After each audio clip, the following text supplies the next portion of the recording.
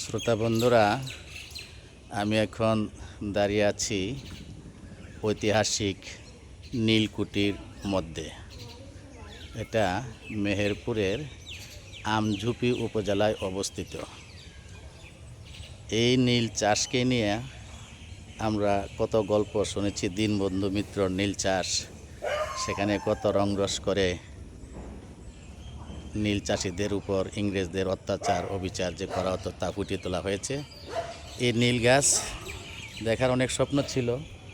আসলে নীল গাছ খুব একটা বড় নয়। এই যে দেখেন, আমাদের মেহেন্দি গাছ বা মেহেদি গাছ যেরকম ছোটোখাটো হয়, এই নিম গাছ এই যে অরহর গাছের মতো বা মেহেদি গাছের মতো এই নীলের গাছ এখানে উদাহরণস্বরূপ তারা রেখে দিয়েছে গেটের সামনে। এই হলো নীলকুঠির সংগ্রহশালা। ভিতরে অনেক কিছু জিনিস সংরক্ষিত আছে। আমি ভিতরে যাব।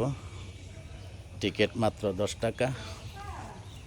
আর এই নীলকুঠি এলাকায়ও আম্রকাননের মতো অনেক বড় আম বাগান আছে।